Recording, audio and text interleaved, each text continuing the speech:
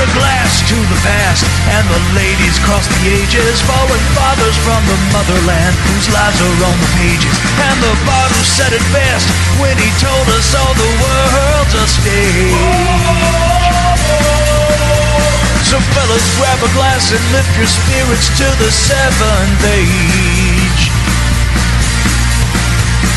Welcome one and all to the Seven Ages audio journal. It's time once again to pour up a glass and pull up a chair as we gather together here in our favorite corner of the Crosstown Pub and lift the square hammer of the ages and turn an eye to the engineering marvels of the ancient world. Hello, fellas. Jason Pintrail and James Waldo in the house. I, of course, am your lovable Mr. Micah Hanks, and the excitement is building because here in just a few days we head off on our spring excursion to assist our good friends in southeastern archaeology, and right in time for St. Paddy's Day. Yes, indeed. What a combination for a weekend, right? Digging in the dirt, followed by a St. Patrick's Day. Whatever that happens to end up being, we don't know right now, but it's going to be over the weekend, so I'm sure it's going to be good. Well, I know what happens when James Waldo's around on those kinds of trips. It gets really cold, and actually I hope it's much warmer this year than it was last year. Yeah, that's right. Yeah, last year, again, that was the coldest I've ever seen it in South Carolina in March with that wind whipping around. And you guys see, I've got my hat on tonight, so I'm sort of doing a test run right now with the hat that if it gets that cold again, we know, by the way, it's not going to, but if it were to get that cold again, I am prepared. So I think it's going to be a really good time. And in fact, this will be the second time in recent weeks that Jason and I have made our way down to South Carolina, because we were there just last month for a archaeological conference, Jason, which you and I actually were lecturing at. Yeah, that's right. We were able to attend the 45th Annual South Carolina Conference on Archaeology, and it was great. You know, it started off early in the day, right around 9 o'clock, and ran till about 5, I believe. But yeah, a whole variety of different presenters. We had some avocationalists, we had some professionals, lots of things to discuss for South Carolina archaeology, as well as some other things throughout the Southeast. Fantastic conference, a lot of great people we got to meet. And surprisingly, we were able to relay some very pertinent information that was very well received in our presentation called Archaeology 2.0, Archaeology and Outreach in the Internet Age. Yeah, I mean, when we began Seven Ages, I think really in the true sense of being avocationalists, and that merely means that we're dedicated amateurs. We're all very dedicated to this, but when we started Seven Ages, it was because of an interest that we had in this, and we naturally wanted to interview and communicate and interact with professionals in the field, but I had no idea from the outset that within 2 years of starting this endeavor, we would be giving a talk in front of Al Goodyear, Dr. Chris Moore, Dr. David Anderson, and again, you talk about a great speaker. Dr. David Anderson talking about everything from some past experiences and memoirs during his career in archaeology to climate change and the way that is affecting archaeology today and in ages past.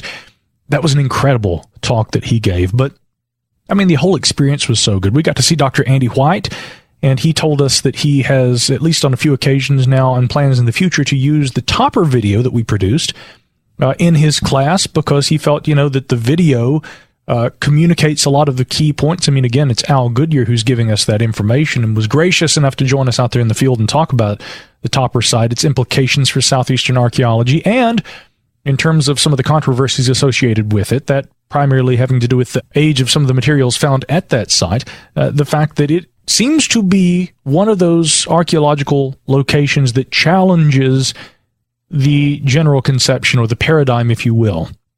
And those paradigm shifts can occur in a couple of different ways. They can occur when someone presents a unique idea, like in 1962 when Louis Benford proposed that we needed a shift in the way we think about archaeology and wrote a famous paper, Archaeology as Anthropology. Or it can occur when you have a site, like Monte Verde in Chile, or Meadowcroft Rock Shelter in Pennsylvania, where you find things that make you rethink the way that the community once thought about archaeology. And so, Topper definitely plays that role. And so Andy White telling us, he said, the video actually conveys that very well. And it's something that I think my students would appreciate. And of course, Jason and I, we were like, wow, that is incredible. The thought that the videos and the content that we produce, the podcasts, that they're meaningful enough to people who are educators and true experts, professionals in the field of archaeology. And as an avocationalist, to me, there's nothing more humbling than professionals appreciating the work that you do. And that was the big takeaway for me from this experience down there at the conference, Jason. And truly, James, I just wish you could have been there. You would have really loved being there. And again, the sense of community among the Southeastern archaeologists is an incredible feeling in itself. Micah, you just have to know how sorely I felt not being there. That was like one of those cruel twists of life that just could not be avoided. Yeah, so overall, it was a fantastic day. I got to say, I thought our presentation was received very well. As we were coming off the stage, people kind of came up to us and started asking us questions. We immediately started getting into conversations because we were up on our break, so that was good. It gave us time to kind of talk with some of the audience members. We got to meet Doug Sane, one of the longest and well-known excavators who worked on the Topper site. Great guy, very humble for all the work that he's done. He's directly responsible for finding many of the most premier artifacts that came out of the Topper site. So it was a real pleasure to meet him. Very humble guy, fantastic fellow. So glad we got to meet him. That was a complete surprise. I had no idea he was going to be there. Yeah. Of course, our friend Joe Wilkinson was there as well, doing a great presentation about some avocational work that's happening down in South Carolina. We were able to have lunch with one of our listeners, Chris Corley, great guy and a truly dedicated avocationalist. This guy is going above and beyond to try to document and do everything that he can to bring more knowledge to the state archaeologists and to the other archaeologists throughout South Carolina. So real pleasure to get to spend some time with Chris. And we also have had some correspondence from someone, Mr. Dan Newbanks, who lamented the fact that he didn't get to introduce himself. He's been posting on his Instagram about the various Seven Ages episodes that he's been going through. It looks like he started at the beginning of our catalog and has been working his way through and, giving us some feedback. So, Dan, we certainly appreciate that because it means a lot to us to know that people are out there listening. And it's, especially nice when someone starts at the beginning of our shows and, works their way through. So, Dan, unfortunately, we didn't get to meet you, but, I'm sure we will at some point because you are there in Central South Carolina as well. Yeah, absolutely. If you are ever at one of the events where we are in attendance, and you'll hear about it on this podcast, and we'll try and post about it on social media as well, but be sure and come up and introduce yourself. And that's how we met Doug Sane. Again, when he came down, I'd been speaking with a wonderful couple who had been a part of a excavation that he had been doing, and they said, yeah, Doug got us into archaeology. Hey, Doug! And they wave at him, and he's sitting up in the back of the room, and I said, hold on, Doug Sane is here right now? And it was, like you said, Jason, truly just a pleasure to talk with him. And again, he wrote probably one of the most comprehensive lithic analyses of the materials that were from the Topper site. And I remember the very first time, Jason, you took me to meet Dr. Albert Goodyear, that's what he was talking about. He was saying there's going to be a paper coming out soon, and he referenced Doug's work, and it had already been referenced in the work of James Adivasio, Strangers in a New Land, which is truly a favorite of ours here at Seven Ages. But yeah, Doug's work was referenced in that. And wonderful to meet him, wonderful to see everybody. And of course, saving the best for last, Dr. Chris Moore was there. And I always get tickled when I get to see Chris. He is just the most down-to-earth and delightful person. Got to have lunch with him too. But Jason, something that you brought to my attention after the fact. Chris Corley, like you said, true avocationalist. I mean, somebody who is using mapping and charts and all kinds of other data in terms of his own avocational work with archaeology. And then we sit down with him and Dr. Chris Moore and have lunch. And sitting down with the two of those fellas, I mean, truly, I think that might have been the best example of bridging the gap. What we try to do, one of our missions is to use communication and technology, the World Wide Web, and mediums like podcasting and videos on YouTube to try and reach both avocationalists and also professionals and engage in dialogue with both of them and also put them in touch with one another. So we saw a lot of that at this conference, and it was really a good time. We hope to meet more of you guys out there in the future too. Well, guys, why don't we get to a little news here, because this is a story I think several people have sent all of us in the last few days. And this has to do with the discovery of a ritual cave where Mayan artifacts have been revealed. National Geographic reporting on this. Gina Steffens is the writer. Archaeologists hunting for a sacred well beneath the ancient Maya city of Chichen Itza on Mexico's Yucatan Peninsula have accidentally discovered a trove of more than 150 ritual objects. They believe these were untouched for more than 1,000 years in a series of cave chambers that may hold clues to the rise and fall of the ancient Maya. And something that I was particularly intrigued by, guys, was the fact that, of course, this cave system known as Balamku, or Jaguar God, was announced by Mexico's National Institute of Anthropology and History in a press conference held in Mexico City earlier this week. Now, this is big news, and of course I know when I visited a number of Mayan sites on a few occasions, the Jaguar God is one of those prevalent motifs that you see. And I can't wait to get back down there because, I mean, I liked archaeology when I went to visit those sites. Now I want to go back with fresh eyes and revisit these sites. They are monumental, literally, and also in terms of, the implication behind some of the meaning and the symbolism and everything. But the fact that this discovery has been made, it is only one of many ongoing studies that are, once again, kind of expanding our entire knowledge base and perception of the Maya Empire. Micah, I haven't seen this story before tonight, and the first thing that comes to mind with artifacts that are found in caves in Central America, the question is, were they submerged underwater or were they dry? This cave, I believe, was dry, James, and they cite explorer Guillermo de Anda and his team of investigators from the Great Maya Aquifer Project. They had been doing search that did involve water tables beneath Chichen Itza. They say exploration of the system was funded in part by, of course, National Geographic Society, and that's why they're reporting on this. But de Anda said that he had to pull himself on his stomach through these tight little tunnels at Balamku for hours before his headlamp illuminated something that they couldn't imagine that they would find there. And that was, of course, these ancient artifacts left behind by the original residents at Chichen Itza in this area. They said that they were preserved and untouched such that the stalagmites in the cave had formed around the incense burners, vases, decorated plates, and other objects in the cavern. And of course, as we know, if this had been an aqueous cavern, stalactites and stalagmites don't form. That is a formation that occurs only in a area. It's not particularly a dry cave. Often you do have water that's dripping from the ceilings and whatnot. But again, in a submerged cave where there is a completely aqueous environment, you wouldn't have those stalagmites. That's right. A lot of the artifacts that are found in Central American caves, like I said earlier, are, submerged.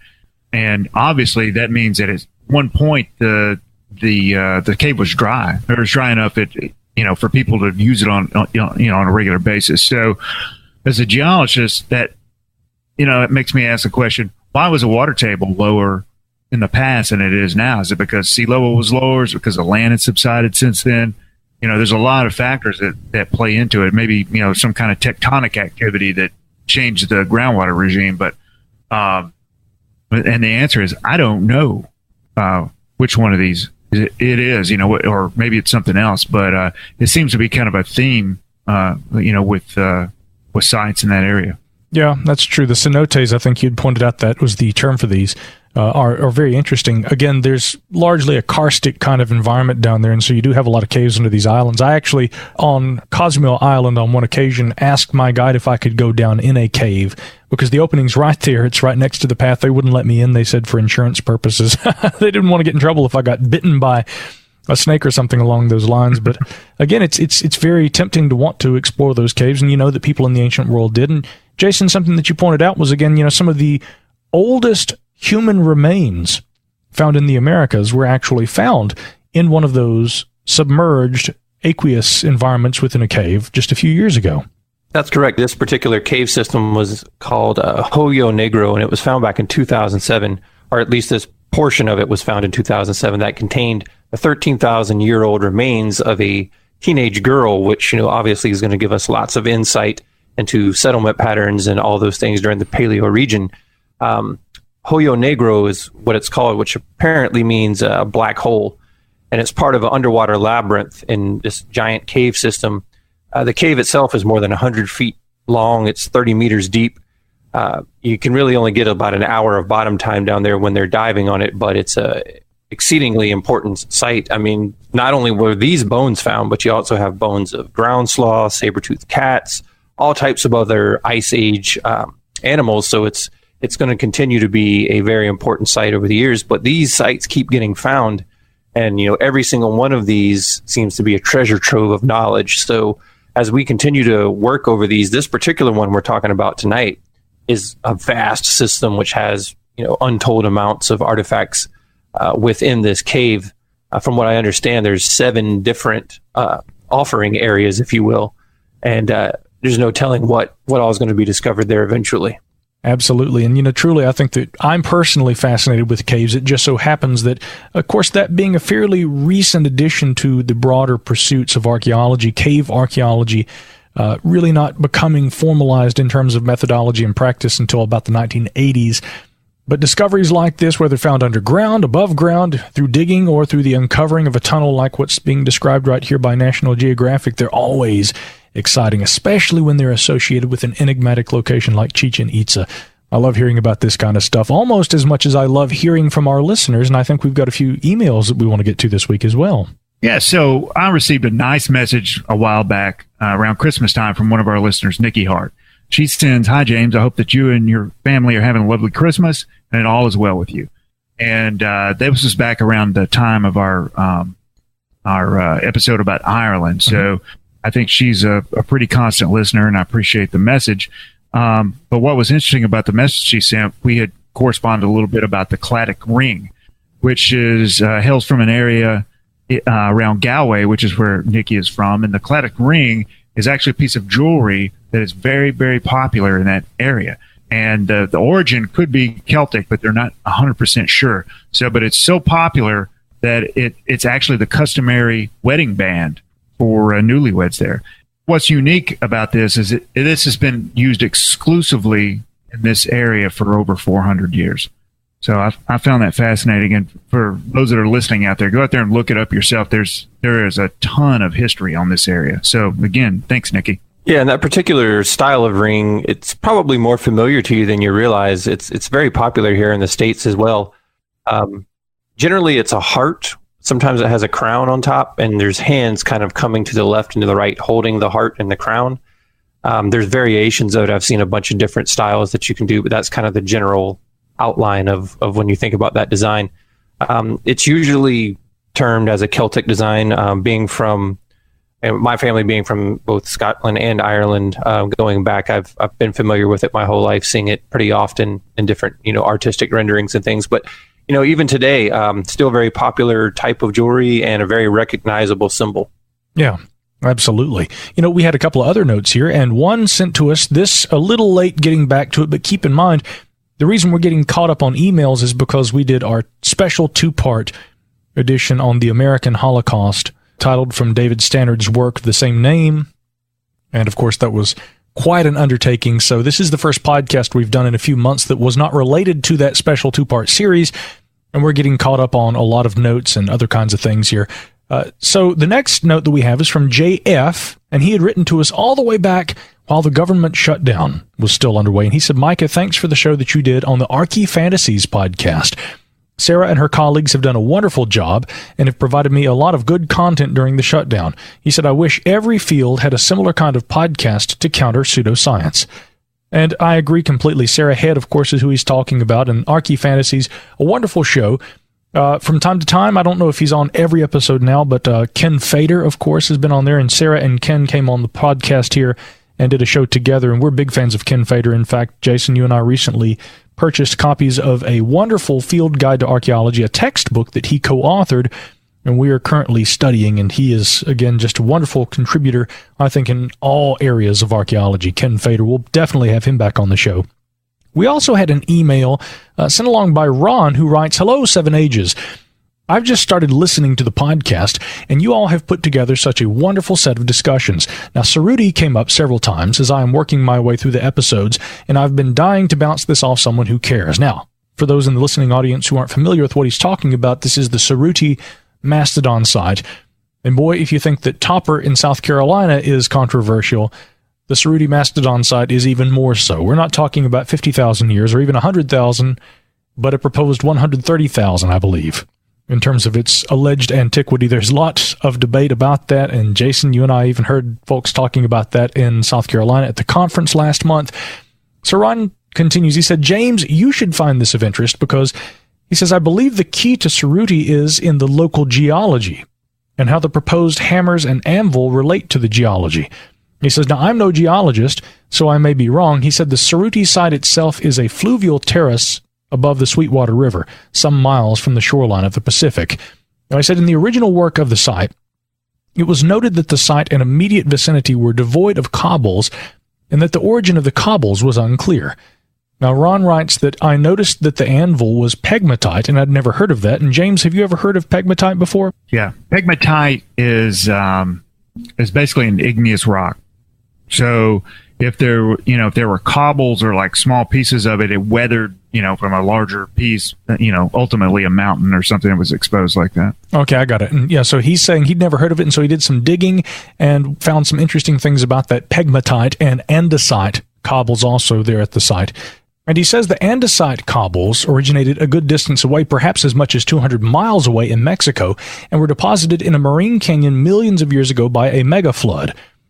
Now, their current exposures are close to the present-day shore and out into the bay. The anvil made of pegmatite is a fairly unique stone. It has extremely limited exposures of about 20 miles to the northeast of the Cerruti site, and cobbles of it are only found in the immediate adjacent drainages of the Ramona district. So how did a rock make its way 20 miles across several rivers, creeks, and over the intervening steep ridges to this site, while the andesite made its way up the river canyon, then up the hillside to the terrace? Well, that's a pretty good question that Ron raises. Yeah. And he goes on to say here, pretty sure short-faced bears weren't carrying rocks around the area. Well, now Jason might contest that. Hey, big bears, big jaws. Yeah, right? Yeah. No, I'm kidding. No, I think it's a good point. Now, he said one must also remember that the Calico hillside in the Mojave has also been dated to at least 120,000 years ago. And as much as some will say that Calico has been settled, nothing could be further from the truth. Carter and McNeish both described anomalous artifacts on the west coast that appear to be extremely old. Carter found several sites. This is George Carver he's talking about, isn't it? I believe so. He was kind of one of the great archaeologists of decades past who was kind of that heretic among heretics, always presenting information that seemed to be pushing the boundaries, whether or not it was always right. And I don't think that all of Carter's assessments were, but nonetheless, he cites Carter having found several sites in the San Diego area, and of course made some astounding age claims. McNeish, they say, found traces of broadly distributed pebble tool-using cultures in several places along the Pacific coast, all the way down to Ecuador. Now, the Witt site, southwest of Fresno County in California, another I hadn't heard of. Calico, I certainly have. We'll talk about that more in a moment. But the Witt site, they say, apparently had human remains, which included cranium and femur, in a freshwater shell midden 15.8 thousand years ago. The midden, they say, has dates going back 62,000 years. There's also a mammoth tooth that was found there. The site was also the largest producer of Clovis lithics west of the Divide, and they didn't show up until 12,300 to 12,200 calendar years ago, before moving on to the coast where they are found immediately below the earliest Chumash levels 9,000 years ago in Malibu at the Far Point site. He concludes here saying that McNeish even noted Clovis's passage through one of his pebble tool cultures, though he didn't recognize it for what it was at the time. These people stopped making pebble tools and adopted blades for a couple of hundred years before reverting back to the old ways. I'll quit there, he says. It's time for a Guinness. Thank you so much for writing, Ron. Now, that's another site right there that he mentions, the Witt site, W-I-T-T, that I'm not familiar with. We'll have to look into that. Calico Hill, this is a site that, again, I've heard people refer to it as Leakey's laughingstock, because Louis Leakey, who was so renowned for the work that he did in Ethiopia, excavating ancient human sites, when he comes to America and excavates a site in California and claims to find the same sorts of things, oh, you must be absurd, you must be crazy. Yeah, Louis Leakey, he had all this clout and was taken so seriously until he said, but in my experiences in Ethiopia, all the things that I learned, all the information I gleaned, it looks very much like this site in California bears those same hallmarks of an early human site. And he was laughed out of town. And I've seen, articles about this, people saying, come on, guys, really? But Calico Hill to me still is fascinating because if you actually look at some of they're disputed artifacts, they look an awful lot like artifacts. They look an awful lot like very primitive lithics, some of them even bifacial, but they couldn't be that old. And so people inevitably call them geofacts. I'm a little on the fence about it, but I would tell you this much, although I couldn't go all in and say I think that Calico is authentic and that everything that Louis Leakey proposed about the site is accurate, because once again, this would be really, really something that would push the edges of the paradigm. The boundaries would have to be increased almost immeasurably. But I would say this, that if other sites like Calico were found and later we did have to push those boundaries back with knowledge of other sites like it, and thereby we would have to look at Calico a little more seriously than we have perhaps in the past, that wouldn't surprise me. That's what I would say about Calico. And the Cerruti Mastodon site might be a site that does that. But again, Jason, we heard folks talking about it at the conference the other day. If you have a 130,000-year-old site that has the apparent presence of, again, hominids in cut marks on fossil bone, are we even talking about modern humans at that point? The conjecture has been raised that it could be Neanderthal. Yeah, I mean, when we're talking about dates that old, we start getting into a real gray area, and it becomes highly controversial. George Carter, speaking of this, he published his book back in 1980 called Earlier Than You Think, A Personal View of Man in America, where he describes humans arriving in North America approximately 100,000 years ago. And of course, that is when we get into that gray area that we're talking about. Now, Carter was also a major proponent of hyperdiffusionism. So basically the theory that all major inventions and cultures can be traced back to one original culture, again, in itself being very controversial. And there's still people that, believe that today and kind of, push that agenda. But 50,000 years is a long time. But when we're talking 100,000, 130, like we see at Cerruti, I think, we are so far into the gray area there that it's really hard to make any solid determinations. And the same thing with Carter. His lithic artifacts are often referred to as geofacts, meaning they just had, weathering processes that made them look as if they were worked by humans. Again, his entire life remained very controversial figure when it comes to that type of thing. Well, the thing about Carter to me is, again, he was one of those guys who wanted so badly to challenge the paradigm that sometimes I think it's fair to say that he made some pretty questionable claims. And for that reason, many in the archaeological community didn't take him particularly seriously. Somebody who you will find who referenced his work pretty frequently was William R. Corliss. But Corliss, in his own way and in a little bit more, I think, cautious manner, he also liked to kind of push those boundaries and say, for instance, I heard him refer to what he called the Clovis police. But to his credit, Corliss was following this stuff from the 70s, 80s, and 90s, and on up to that point to where there had really been some question as to whether or not pre-Clovis was a thing. But once that was indisputable, and there were those who were still holding out and saying this can't be, despite the radiocarbon dates at Monteverde, despite the radiocarbon dates at Meadowcroft Rock Shelter. And there are other pre-Clovis sites now that show, once again, that it's without question that there were cultures here before what we recognize as the Clovis lithic industry. Well, again, Corliss was somebody who was on top of that at the time because he looked for those kinds of scientific discoveries in all areas of science that pushed the boundaries of common knowledge. And so I think he was willing to entertain the perspectives of someone like Carter, even though Carter might not have been right all the time. And you'll find that sometimes. Some people are just so into hoping to find something revolutionary that they'll almost begin to endorse anything. That doesn't mean that everything was right. That also doesn't mean everything was wrong. And so again, when it comes to sites like Calico, what I hope for, guys, is maybe that there will be other sites in Southern California or in the Southwest in general that will show not only further evidence in other archaeological sites of earlier presences, but also better data, and data that can be more definitively dated, that will leave less question.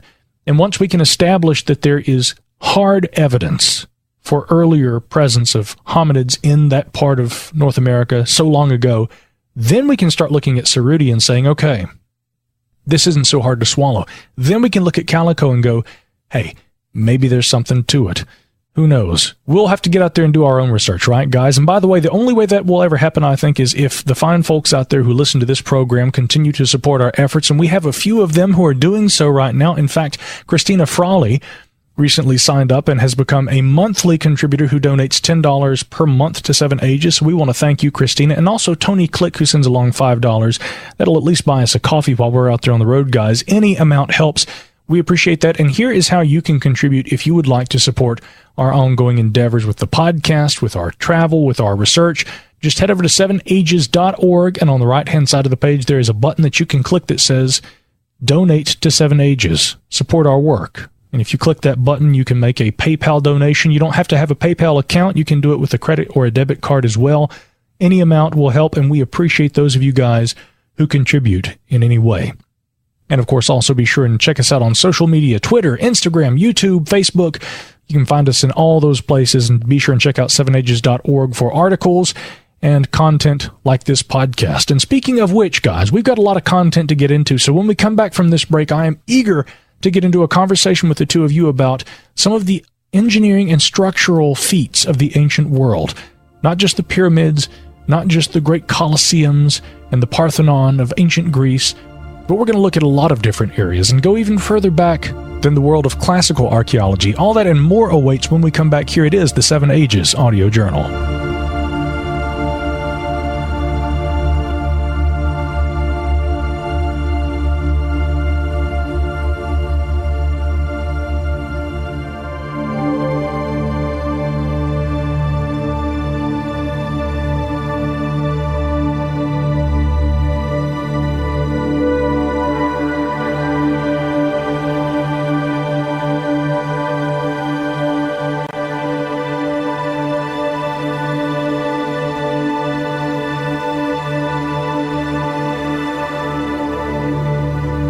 Civilization as we know it today owes its existence to the engineers.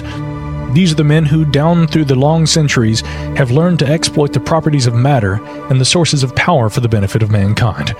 By an organized, rational effort to use the material world around them, engineers devised the myriad comforts and conveniences that mark the difference between our lives and those of our forefathers thousands of years ago. And gentlemen, I could think of no better way to start this conversation than to read that first passage from the book, which served as the basis and the inspiration for what we're about to discuss. This book, The Ancient Engineers, by science fiction author Sprague de Camp. Now, you know, he was writing this in a time, using some of the language and the conventions that you don't see written about quite as much today. But what fascinates me about de Camp, and this book, I believe, first written in 1960. I mean, this book was authored before new archaeology was a thing. This book was written before there were chariots of the gods or fingerprints of the gods for that matter, and yet he was debunking a lot of the pseudoscience that would stick around for decades thereafter.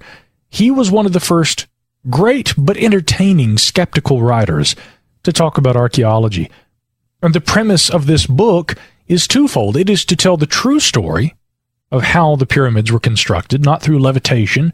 And of course, I'm sure he would roll his eyes later on when similar ideas were floated about flying saucers and other things like that. But he wanted to say, well, no, here is how the pyramids were actually made, but also we wanted to try and shed light on the lives of those who built them.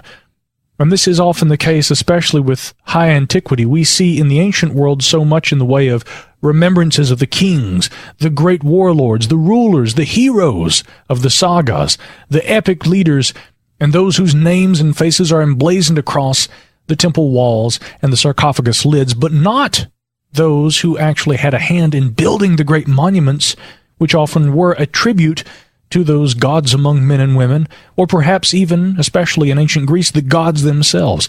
De Camp wanted to write a book that looked at the lives of those who actually played a role in the construction of these monuments that become synonymous with the ancient cultures we study. And that's what's so fascinating to me about the idea of the ancient engineers, because you do see so much about the ancient kings, the ancient rulers, or even the mythical figures that never existed, but that often these societies and their belief systems were built around.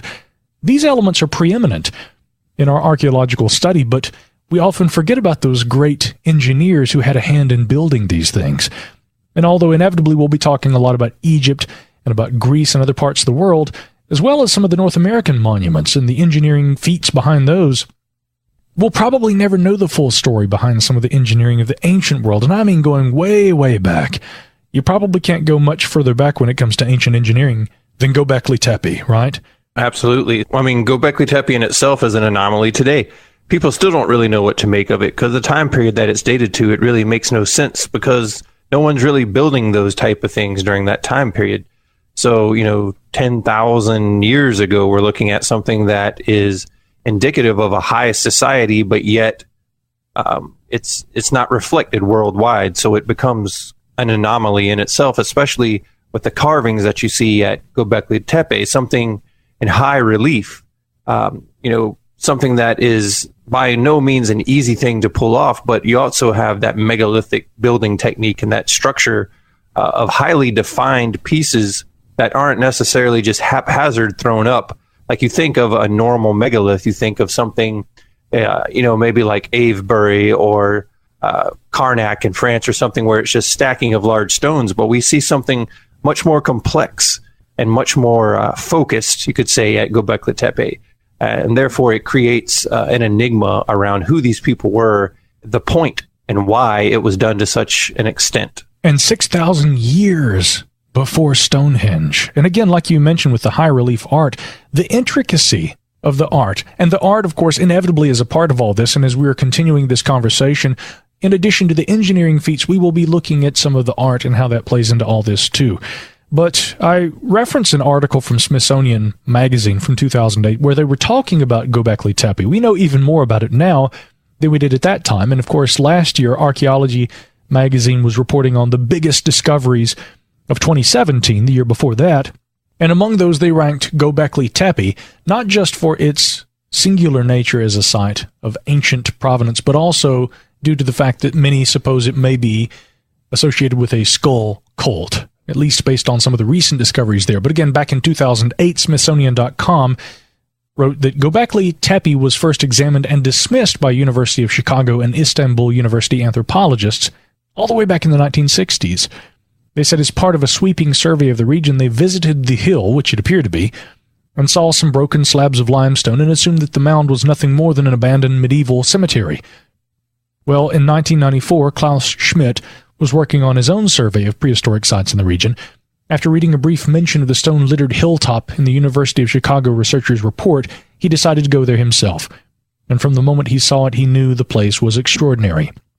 And part of what's so fascinating, too, is that, Gobekli Tepe, meaning Potbelly Hill, right? But they excavate down beneath this earthen structure and they find subsequent stages of construction with, again, what you might call Stonehenge-like megalithic structures, but also with this highly intricate art, and it older than most of those which had been on the map already for centuries in other parts of Europe. And so, Gobekli Tepe is fascinating, and as far as being an engineering marvel of the ancient world, we might actually rank it as being among the first. But of course, we also have to mention Stonehenge, Avebury, these kinds of sites. What is it that drives the ancient mind to take a long, oblong stone, and a large one, and erect it, set it upright?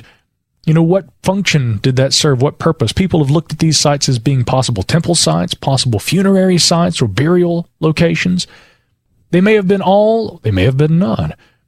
And it's fascinating the way that these sites carry on through the ages and mythologies are adopted. If you look at the standing stones of Karnak in northwestern France, a more modern interpretation of the legend, of course these being megalithic sites, but the legend nonetheless becomes appended to them that Merlin stopped an approaching army and turned all the men into stone.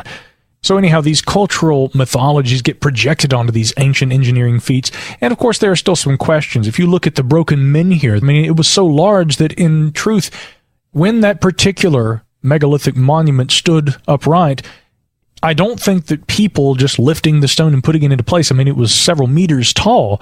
There would have had to be actual engineering principles behind what got that stone standing upright. And when it fell over, the force of it falling was enough to break it into three parts, and hence why it's called the broken menhir. But again, in the ancient world, when it stood up, it would have been one of the greatest monuments of its kind, being simply a stone that was stood erect by ancient people. But again, obviously, it would seem to entail a system of pulleys, levers, and other kinds of actual structural engineering principles being put into work in order to be able to put that stone upright. And that, again, 5,000 to 7,000 years ago.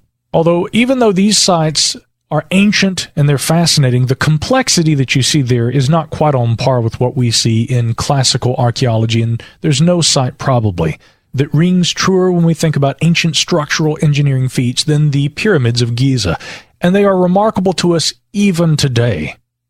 They were so advanced at their own time, I can only imagine what to the ancient eye they must have looked like. Egypt is one of those places that, of course, captures everyone's imagination from childhood. It's one of the first wonders of the world that you see. It's one of the first things you become familiar with. And it's not just the pyramids. I mean, the statuary, the temples, all the things hewn from the raw stone there, of various types, granite statues and, massive complexes of temples. It's absolutely unbelievable. And I lament the fact that at this point in my life, I still haven't made it to Egypt, but definitely on the top 5 list, I would say. And I know you guys feel that way as well, but nothing, I think, captures the imagination more than Egypt when it comes to just being in awe of the abilities of the engineers. As we've discussed many times, this isn't something necessarily haphazard that you just go out and build. There is a tradition there, there's an engineering practice there, and there has to be at least a baseline knowledge and then supervisors and engineers to make sure that it's getting built in the proper way, in the proper time period, and that knowledge is passed on to other engineers. Yeah, absolutely. Perhaps the first engineer that arrives on the scene was Imhotep. He's also regarded as being the first physician. He was later adopted by the Greeks as Asclepios, and he was even mentioned in the Iliad, but he is also accredited with the construction of the earliest pyramids, which were actually step pyramids, and that evolved out of the construction of an earlier form of funerary monument, which was called the mastaba. And under the reign of Djoser, he was essentially constructing these mastabas, these rectangular above-ground funeral structures that had a below-ground area where the actual burial occurred, and then in rooms above that, the belongings of the deceased would be placed. But Djoser had been instructing Imhotep to try and construct something that was of greater prominence on the landscape, and hence there was the rectangular mastaba shape, but then on top of that there was another rectangular structure but slightly smaller, then on top of that another. In truth, in many ways, you might say this mirrors the construction of Gobekli Tepe, because as we know from excavations at that site, much older, of course, than the pyramids, but nonetheless, there was a Stonehenge-like megalithic monument that was built and then buried. And then on top of that, a similar but smaller one was built and then buried. And over time, the hill was formed, and for whatever reason, the skull cult, perhaps whatever it was completely buried, and an artificial hill was constructed around the actual structures beneath it. In a similar way, the pyramid begins as the mastaba, upon which there's another smaller rectangular structure built, and for presumably ceremonial significance, another built onto that, and hence we have the first step pyramids that originate from the construction of those mastabas. But these aren't true pyramids, of course. They are one of the two kinds. The true pyramids are a slightly more elaborate structure, but again, this seems to go back to that period where Imhotep is regarded as being really Egypt's first engineer and the one who was accredited with these remarkable structures. But in terms of how the pyramids were actually built, this is another question altogether, and I think that the best archaeological evidence points to ramps being used in these constructions. And in fact, actually just back in November, History.com reporting on this, they say researchers in Egypt have discovered a 4,500-year-old ramp system used to haul alabaster stones out of a quarry, and they say that this suggests that it could provide clues as to how Egyptians built the pyramids. And yet, while that ramp system is a significant technological discovery, the pyramid connection is still a bit of a stretch. One of the problems with this, of course, is simply that building the pyramids is going to be tricky. Building the ramps that were proposed as part of the aid in constructing the pyramids would have been almost as much an engineering feat as building the pyramids themselves, and then they presumably are deconstructed thereafter and removed. And there is some archaeological evidence that points to quarry areas where the waste from the construction of the ramps might have been moved. But to think that the construction of the ramps in itself was almost as complex, if not on par with the construction of the pyramids themselves, I mean, that is the great lengths that these people were willing to go in the ancient world to build these monuments, and that in itself is fascinating to me. Okay, so, the role of the ancient engineer is something that I find pretty fascinating. And, one thing that I always think about this, and I think people kind of fail to realize maybe especially when they talk about, the ancient pharaohs and the great pharaohs with the pyramids and the great monuments is, if you were a pharaoh and you didn't have a really great engineer, you're pharaoh. Nobody cares because you're probably not going to have any great monuments. You're going to be forgotten in history. Somebody's going to know about you. When I think about structures like the ancient pyramids, for example, they're marvelous and it's mind-boggling if those things were built. But my inner problem solver, that inner engineer that I think a lot of people can associate with, comes out. And, there's been a lot of attempts to, back engineer the pyramids and figure out how they were built and how these things were, how these blocks were moved. But I don't think they're thinking back far enough when they're trying to analyze this problem. I think they need to go all the way back and put themselves in that engineer's shoes. He's doing his thing one day and the pharaoh comes to him and said, "Royal engineer, I want you to build me a pyramid. And I don't mean like those junky step pyramids over there. I mean the biggest, baddest pyramid that the world has ever seen. I want you to build it right over there." So as that engineer, what are you going to do? All right. So what's the first thing you're going to think of? First thing you're going to do probably is you're going to take stock of where you are, what's in your environment, what your technology is. So, and as a modern thinker, you have to think, what did Egypt look like on that day when the pharaoh tasked the engineer with the building of the pyramids? So that's what you've got to think of. What are your sources of material? What types of material do you have? How can you move it? All of those things. Do you have to invent new technology to make this happen? Probably you do. So I think if you really went back and put yourself in those shoes and thought those things out, that would probably lead to the solution of the construction of the pyramids. Yeah, we have to look at all the little nuanced aspects, and this really even gets down to the political atmosphere in Egypt at that time. And, I'd like to reference a couple of passages from Barry J. Kemp's Ancient Egypt, Anatomy of a Civilization. In my opinion, one of the best books on Egyptology, but he addresses some of those concerns, and in light of what you're talking about, those broader engineering considerations, let's look at the bureaucratic and the political side of this. But he writes here, as the pyramid rose, so the stones had to be taken to ever higher levels. Although scholars would differ as to the details, there is general agreement that much of the stone was raised by dragging it, loaded onto wooden sledges, up huge ramps that had to be raised in phase with the construction work. Now, keeping the gradient to a minimum, as well as minimizing its distance from the quarry, was a further consideration of prime importance. Furthermore, the builders of the second and third pyramids had their limits of maneuver reduced by the works of their predecessors. Khufu had chosen an area at the far northeastern end of the Mokattam Formation, immediately above a high escarpment, drawing stone from quarries on the south side and filling up the ground to east and west with tombs for members of his court. His successors were obliged to move further to the southwest so that no one was able to use the advantage of the natural slope of the ground by constructing their ramps down its line. All the ramps to some extent must have run up the slope. There was probably, however, a good reason for preferring this arrangement of ramps. Not all of the stone was quarried locally. Originally, the pyramids were encased in a layer of fine limestone from quarries across the river at Tura, supplemented in the cases of the pyramids of Khafra and Munkara with granite from Aswan. The temples that accompanied the pyramids also required stone from outside, and there must have been as well a considerable demand for timber, which was, amongst other uses, laid across the tops of the ramps to provide a suitable surface for the sledges. Transport of heavy materials to the site must have been by boats on a canal or canals, requiring a docking area. The natural site for this is towards the south of the site, where the dip of the plateau leaves a depression. If the zone for receiving deliveries of building materials and preparing them for their places on the site was here, the alignments of the construction ramps would need to take this into consideration as well. Site management employing the skills of coordination and anticipation was thus the real pinnacle of command in pyramid building, and it is not surprising to find that the task was performed by the most senior figures in the land, close to the king, to the extent of being, in the fourth dynasty at least, the son of the king. And so, James, what you're pointing out there about the fact that building these things is one aspect, but the coordination and the planning that goes into it is perhaps the true marvel. And that is, again, this is a common misconception, I think, too. And Jason, I might like to get you to comment on this aspect. There is that trope that, slavery was used to build the pyramids. And Barry Kemp talks about that in the book as well. And he kind of notes that, that's a complex issue. It depends on really what you call slavery. Some would say that it was viewed during the time of the construction of the pyramids as a sort of a tax, kind of like a national draft system. Would you call a person who is drafted to join the military in national service slavery?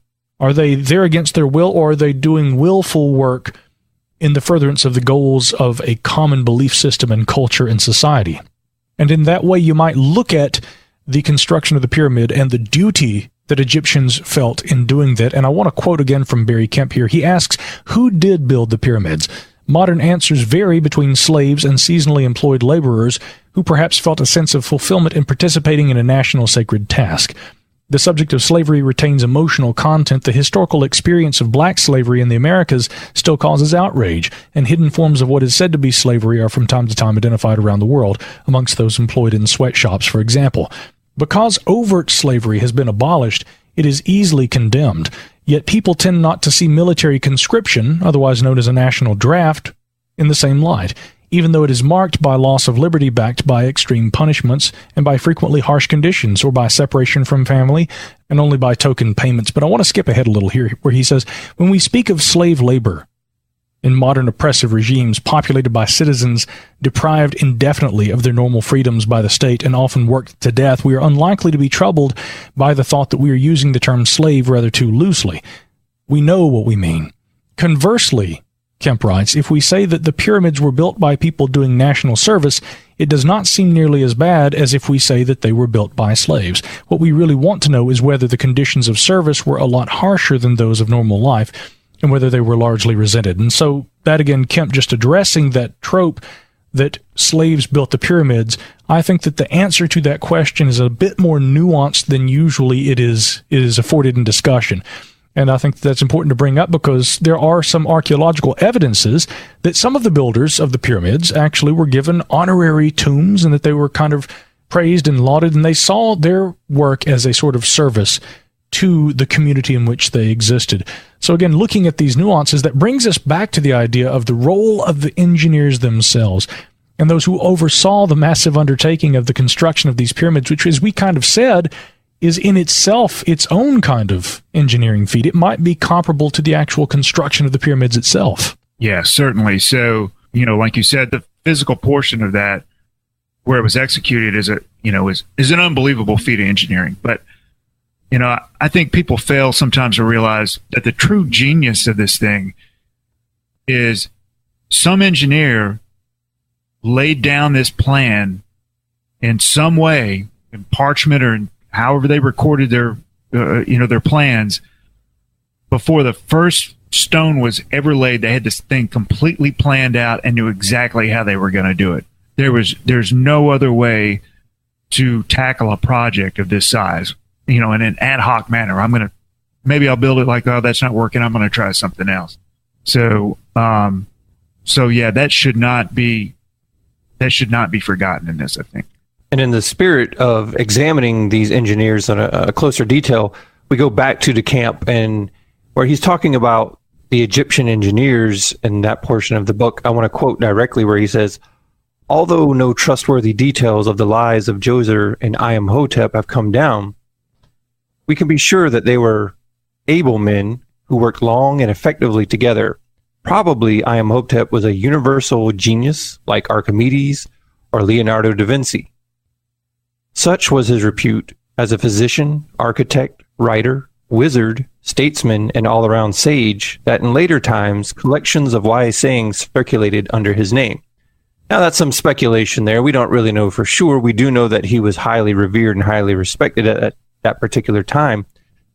Again, as James was saying, there is someone who is in charge of the engineering. In the Bible, we see a person very similar to that. It's Noah, who builds this giant boat, to house the animals for a flood, which we know comes from an earlier tale. But again, we always see these very important and very focused engineers throughout ancient history. Imhotep was one of those who has long been revered for not only this project of the Pyramid of Khufu, but many others throughout that time period. Absolutely. And of course, ancient Egypt isn't the only part of the ancient world where these structural marvels existed. We should really shift our attention maybe now to Greece. Of course, you have the Acropolis, and that, again, essentially just means the high city. An acropolis can really refer to any kind of a higher area, a citadel overlooking another area. And according to the British Museum, they say most city-states in ancient Greece had at their center a rocky mound or a hill where they built their important temples and where the people could retreat to if under attack. I mean, this served a functional purpose in times of war and in peace. And so, of course, the most famous Acropolis is the one at Athens. And the Athenian Acropolis is home to one of the most famous buildings in the world, that being the Parthenon, and one of my very favorites. And according to ancientgreece.org, they say at the approximate position where the Parthenon was later built, the Athenians began the construction of a building that was burned by the Persians while it was still under construction in 480 BCE. It was presumably dedicated to Athena, and after its destruction, much of its ruins were utilized in the building of the fortifications at the north end of the Acropolis. Not much is known about this temple, and whether or not it was still under construction when it was destroyed has been disputed. Its massive foundations were made of limestone, and the columns were made of pentelic marble, a material that was utilized for the first time. Now, the classical Parthenon, they say, was constructed between 447 and 432 BCE to be the focus of the Acropolis building complex. The architects were Iktinos and Kallikrates, or also Vitruvius among the names, Carpion as an architect, and it was dedicated to the goddess Athena, Pallas, or Parthenos, the Virgin. Now, the temple's main function was to shelter the monumental statue of Athena. It was made out of gold and ivory. The temple and also the chryselephantine statue were dedicated in 438, although work on the sculptures of its pediment continued until completion in 432 BCE. Now, in terms of how we know what we know about the construction of the Parthenon, there are some very interesting clues that we actually obtained from a site in modern-day Turkey called Didymos. And I want to refer to a Smithsonian article here. They note that perhaps none of the Parthenon's mysteries stirs more debate than the gentle curves and inclinations engineered throughout much of its design. There's hardly a straight line to be found in the temple, even the columns, by the way, which you look at them and you perceive that they're straight up and down, but they actually kind of curve. They bulge at the center. And there are different ideas about what the architects had in mind when they were doing that. They thought that that might have been because when the columns stand against the sky, they would appear to be thinner in the center, which is just a trick of perspective. So they actually made them bulge so that from the ground, looking up with the sky behind them, that they would appear to be straight up and down. Again, the engineering and the thought that went into the construction of the Parthenon is quite interesting. But there were still a lot of questions about this. And they note here in the Smithsonian article that the columns, which the Athenians built so that they bulged slightly outward at the center, was called entasis, or tension, by Greek writers because it makes the columns seem as they are clenching like a human muscle under the weight of their load.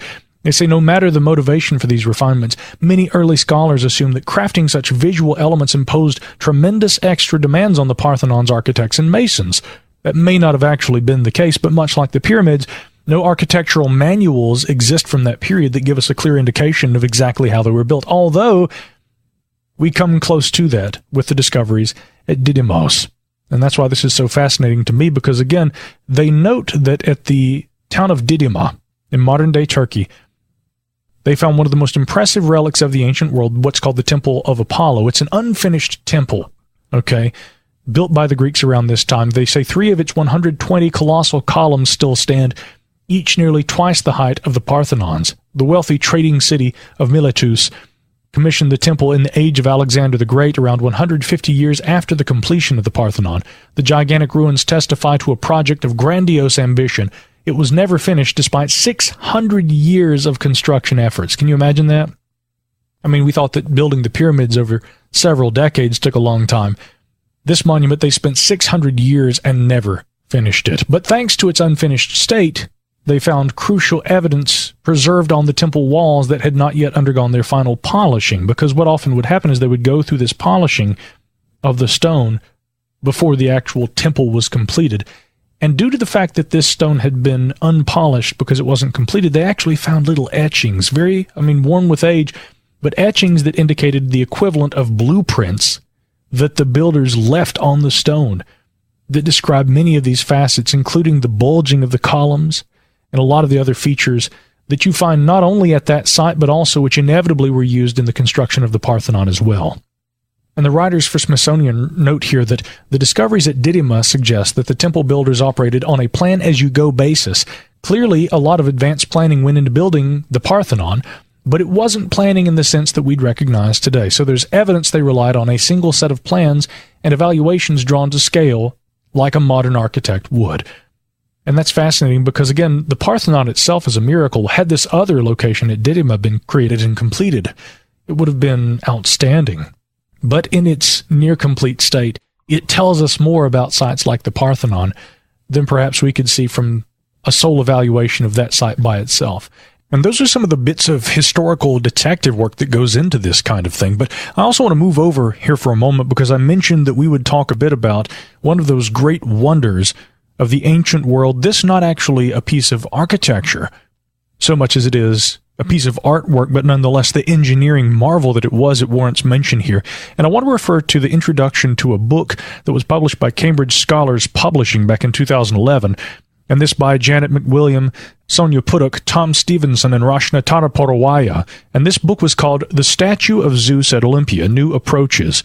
And in its introduction, they give this wonderful commentary that features actual accounts from early historical references. And they write, around 430 BC, the great Athenian sculptor Phidias unveiled his latest creation. The leaders of Elis had given him the task of creating a statue of Zeus which would maintain the preeminence of the god's renowned sanctuary at Olympia, the site of the Olympic Games. Phidias seemed to have succeeded brilliantly. His gold and ivory masterpiece of Zeus seated in awesome majesty became the most famous statue of the ancient world. Although the statue itself does not survive, a considerable amount of literary and other evidence testifies to its outstanding quality, impact on the viewer, and influence throughout the Mediterranean. Many writers expressed their admiration. Perhaps the most famous was Pausanias, the Greek traveler and antiquarian, writing in the mid-2nd century AD. Toward the end of his detailed description of the statue, Pausanias writes, quote, "The measurements of the Zeus at Olympia, both in its height and breadth, have been written down and are known to be, but I will not bestow praise upon those who did the measuring, because the measurements that have been recorded by them are far less impressive than the effect that the statue makes on those who see it." He goes on to record that Zeus sent a lightning bolt as a sign of his approval. Pausanias wrote, quote, "In fact, they say that the god himself bore witness to Phidias's artistic skill. For when the image had been completed, Phidias prayed to the god to send him a sign if the work was pleasing to him, and at that very moment, they say, a lightning bolt struck the floor at a spot which in my day was covered with a bronze hydria." The authors go on to write that a short treatise wrongly attributed to Philo at Byzantium, a Greek engineer who flourished in the 2nd century BC, describes the excellence of the statue in religious as well as artistic terms. On the score of fulsome praise, Dio Chrysostom is hard to surpass. A philosopher and rhetorician of the late 1st century AD, Dio addresses himself on behalf of his audience to an imaginary Phidias and declares that his statue has a tranquilizing, healing effect on viewers. And Dio wrote, "O best and noblest of artists, that you have created a sweet and engaging sight, an inescapable delight for the vision, for all those Greeks and non-Greeks who have come here on many different occasions. This nobody will deny. For it would even overwhelm those beings in creation that have an irrational nature, the animals, if they could once see this work. And among men, whoever might be burdened with pain in his soul, having borne many misfortunes and pains in his life, and never being able to attain sweet sleep, even that man, I believe, standing before this image, would forget all the terrible and harsh things which one must suffer in human life." Now, of course, no great commentary on this remarkable statue in the ancient world would be complete without what Pliny the Elder had to say about it. The authors write, "In less elevated language, the encyclopedist Pliny the Elder declared that there was no rival to the Zeus at Olympia. Quintilian, a contemporary of Pliny, thought that the statue's religious significance was enhanced by its artistic merit, and that its majesty matched that of the god himself." And they quote Quintilian here, and he said, "The beauty of the Phidian Zeus seems to have added something to traditional religion. To such an extent is the majesty of the work equal to the majesty of the god." There was also commentary provided by Strabo, who wrote at the time of Augustus, and he claimed that Phidias had been inspired by the famous lines of Homer's Iliad, in which the supreme god nods in assent to Thetis's prayer, thereby causing great Olympus to shake. Anyway, I think you get the idea. The way that ancient historians and writers discussed this statue, truly it must have been a wonder to behold.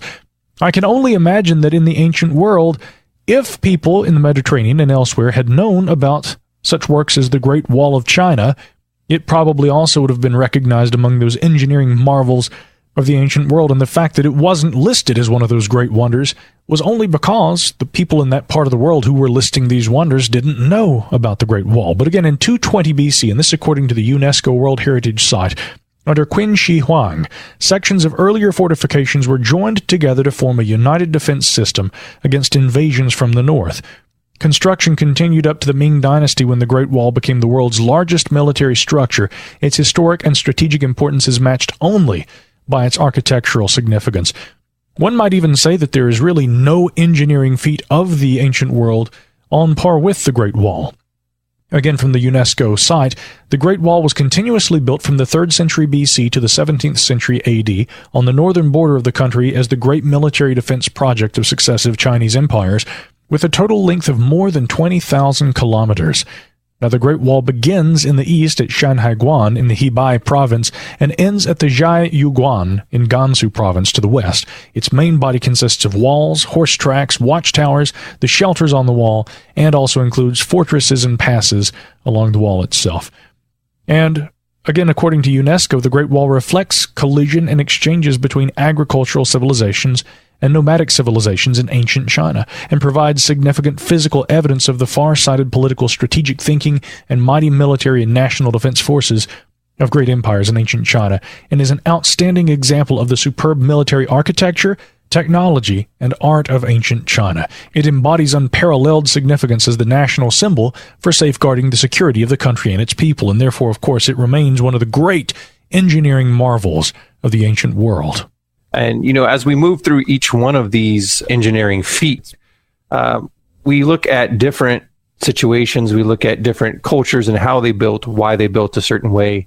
Again, we could go to South America and talk about the Mayans, we could talk about the Incans, and coming back here to North America, we can certainly discuss the Mississippian mound building culture that was so prevalent throughout that particular time period. We look at places like Cahokia, of course we have Etowah, Moundville, all of these different places. One in particular that we've visited, Okmulgee, is one of those sites that has very large mounds and also earth lodge, various other parts and pieces. One thing I think is often misunderstood about the mound building culture is, well, I think a lot of people think it's just nothing more than a mound of dirt. And they would be right to a certain degree, but there's definitely an engineering prowess that goes along with that.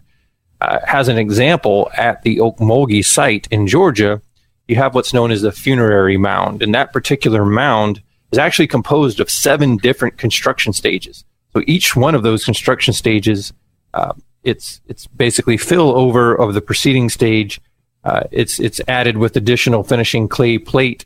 But these clay plates are made much thicker, they're much more dense, and they're placed over the summit and the sides of the mound. So basically, each one of these is a construction in itself that's eventually added on to, and that's how these large mounds are built from the ground up. So, for instance, at the Funerary mound in Okmulgee, as you move up through the stages, you're seeing different burials of different types, but there seems to be in the first stage there, the first mound stage, you have a sub-mound area, and that's where the erection of the first stage begins. So it's basically an ungraded rectangular ground plan, and they begin to build up off of that. Ultimately, what you end up with is each stage getting taller and taller. Some of them have evidence of structures being built on top of them, probably for extended periods of time, and then has that ruler or that elite person moves on, or whatever the case may be, they begin to build the next stage. So just right there alone, just in that one mound, the Funerary mound, it's clear evidence of 7 different construction stages. And if you were to go look at different mounds at different areas, you're going to see that same sort of approach. They're building up over time, hundreds and hundreds of years, sometimes in between each one of those stages. Again, it requires an engineering feat. It's much more than just stacking dirt. As we know, with weathering, with rain, and all those type of things, if a type of engineering is not employed, then these things are just going to melt away with the weather. They have to be maintained. They have to be built in such a way that they don't collapse in on themselves.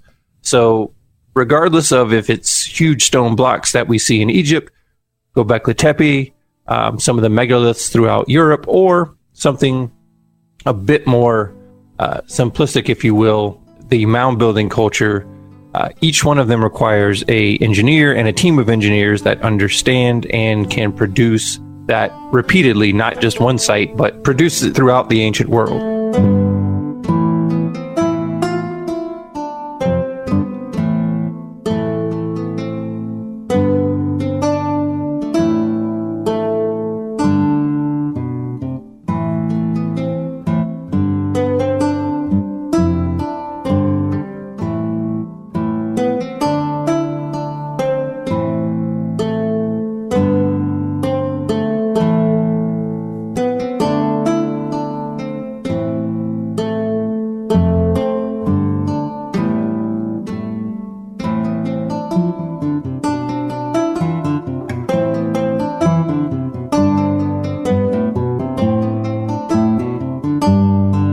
So, one of my favorite television shows, and I'm sure most people out there, or a lot of people out there, would agree with me, is Game of Thrones. And that's a pretty brutal television show. Just about any character that you start to take a liking to is going to die. But one of my favorite episodes is an episode called The Red Wedding. Oh, you mean that really happened? I challenge you to a duel. Now go away or I shall taunt you a second time. Go on, get. Famous Feuds. And tonight's installment of Famous Feuds, we talk about what's known as the Black Dinner. And as we all know, Ireland, Scotland, England, that whole region is home to some of the most famous battles between families. We have no shortage of angry mobs of people opposing one another, either it be for power or for land, influence, whatever the case may be. Okay, so James alluded to this a little bit, but here we talk about James II, who became king in 1437 after the murder of his father. Now, in his minority years, he saw a great deal of bloodshed. There's lots of rival factions going on throughout Scotland. For this young king, his reign would be characterized through struggles, breaks of power, clans, all fighting over control of Scotland, as we know, tends to happen. In fact, my own family history is kind of intermingled with that. Mike, I believe yours is too, if I'm not mistaken. That's right, yeah. But immediately after the death of James's father, his mother, Queen Joan, she organized the murder of a rival branch of the Stuarts. Those are the ones who had murdered her husband, essentially. That is kind of what started this reign of violence throughout Scotland. So we had a rivalry between the Stuarts and the Douglases. The Douglases had become so powerful at that time in the early 15th century that they were seen as a threat to the stability of the nation. So in 1440, we have a young William Douglas. At this time, he was Earl of Douglas, and his brother, that is, were invited to dine with the 10-year-old King James II of Scotland. Now, this dinner was organized and basically would become known as the Black Dinner. What happened here is a black bull's head. So you have to imagine this. It's very mob-like, right? That black bull's head is known as a symbol of death in Scotland. It was brought in. It was dropped onto the table, right? After the dinner, the Douglas chiefs were dragged out to Castle Hill, where they were given a quick mock trial, before they were beheaded. So there we begin to see that association with what's known as the Red Wedding in the show Game of Thrones. The Douglases then laid siege to Edinburgh Castle, a place that I've been a couple times that I've always enjoyed. You can definitely picture this happening in your head, especially if you've been to Edinburgh. It's got that look and it's got that feel to it. Very easy to imagine this happening. So despite the various murders that we've investigated here, the Douglases came to dominate the Scottish court. That's ultimately what ended up happening. They filled the major offices and posts of government with their family and, of course, their family supporters. So when James finally assumed the role of governing Scotland by himself in 1449, he found that the Douglas clan pretty much had a stranglehold on the power. They were controlling everything, and they weren't going to give that up lightly. So James spent much of his reign attempting to essentially break the power of the Douglases. Typically for his reign, this involved, murder in the evening, and that would lead up to what became known as the Black Dinner. That was about 9 years later after he began trying to break up the power structure of the Douglases. Now, we come back to modern society here. We're talking about Game of Thrones. The author of that originally book series and now popular TV series, George R.R. Martin, went back through history and he used this dinner as inspiration for the Red Wedding that we've mentioned. And to quote him directly, George R.R. Martin says, quote, "No matter how much I make up, there's stuff in history that's just as bad or worse." End of quote. You know, it seems outlandish, but this type of thing happened all the time, especially in Scotland. Even in my own family history, we've been able to trace back to some of these types of atrocities. But different time, different way of doing politics. But you can imagine that when these courts were held with swords and weapons and lots of alcohol and violence, it would be a little bit more out of control than the political system we see today, at least here in the United States. Or at least as bad, right? At least as bad, right? Yeah, well, I mean, you know, my younger brother's middle name is Stuart, and I think that is an actual direct connection to the Stuart clan of Scotland. We actually have heritage there, so that was one of the aforementioned family names. And, you know, to quote the late American broadcaster Paul Harvey, "Now you know the rest of the story." I think we just heard it. Well, fellas, is it too late for last call? I think James is already at the bar. Yeah, he's out of here. Yeah, well, I think it's about time for us to get out of here, too. And for all of you who follow our work, be sure to head over to 7ages.org. Drop us a donation if you like our work. You can also follow us on Instagram, on Twitter, check out our videos on YouTube, and check out the articles and, of course, these podcasts, which we feature there at the website. I am Micah Hanks. He is James Waldo and the ever-erudite Jason Pintrail. And together we are the 7 Ages Research Associates. We'll catch you guys again at a future time somewhere right here on the 7 Ages Audio Journal.